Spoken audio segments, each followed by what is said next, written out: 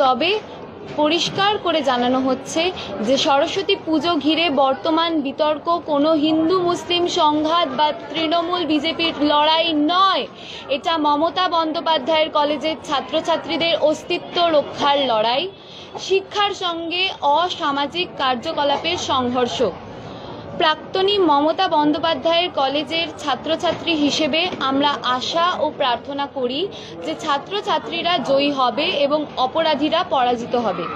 এছাড়াও স্পষ্টভাবে জানানো হচ্ছে যে যতক্ষণ না মোহাম্মদ সাবির আলী ও তার গ্যাংকে কলেজে ক্যাম্পাসে অনধিকার প্রবেশ থেকে সম্পূর্ণভাবে নিষিদ্ধ করা হচ্ছে, ততক্ষণ বিশেষত আমাদের মহিলা ছাত্রীরা নিজেদের কলেজ ক্যাম্পাসে নিরাপদ বোধ করছে না।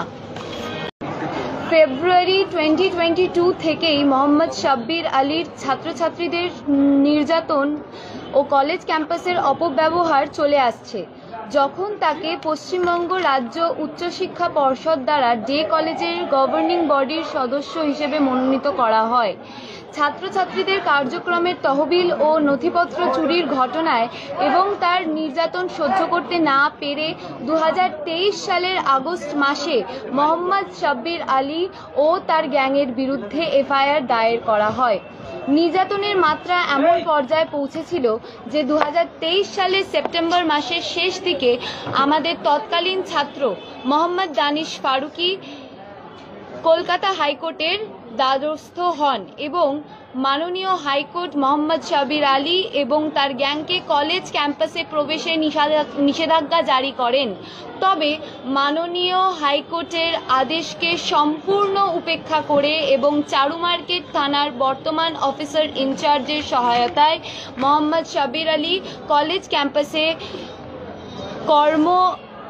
কার্যকলাপ অব্যাহত রাখেন এবং তার নির্দেশে তার গ্যাং আমাদের আইন কলেজের ছাত্রছাত্রীদের গালিগালাজ, ভয় দেখানো, ছাত্রছাত্রীদের কার্যক্রমের তহবিল হস্তান্তর করতে বাধ্য করা ইত্যাদি চালিয়ে যায়।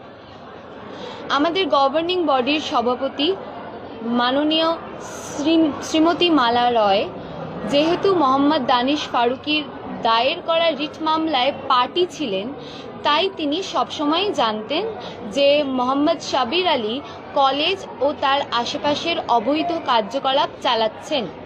তবে সম্ভবত মালা রয় আইনজ্ঞ না হওয়ায় তিনি বুঝতে পারেননি যে মোহাম্মদ সাবির আলীর কার্যকলাপ সম্পূর্ণ বেআইনি। এই কারণেই একটি আইন কলেজের গভর্নিং বডির সভাপতির পদে একজন বিচারক, অবসরপ্রাপ্ত বিচারক বা প্রবীণ আইনজীবী থাকা উচিত। তবে পরিষ্কার করে জানানো হচ্ছে যে সরস্বতী পুজো ঘিরে বর্তমান বিতর্ক কোনো হিন্দু মুসলিম সংঘাত বা তৃণমূল বিজেপির লড়াই নয়। এটা মমতা বন্দ্যোপাধ্যায়ের কলেজের ছাত্রছাত্রীদের অস্তিত্ব রক্ষার লড়াই, শিক্ষার সঙ্গে অসামাজিক কার্যকলাপের সংঘর্ষ।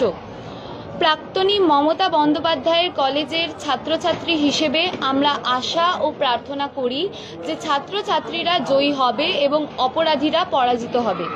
এছাড়াও স্পষ্টভাবে জানানো হচ্ছে যে যতক্ষণ না মোহাম্মদ সাবির আলী ও তার গ্যাংকে কলেজে ক্যাম্পাসে অনধিকার প্রবেশ থেকে সম্পূর্ণভাবে নিষিদ্ধ করা হচ্ছে, ততক্ষণ বিশেষত আমাদের মহিলা ছাত্রীরা নিজেদের কলেজ ক্যাম্পাসে নিরাপদ বোধ করছে না।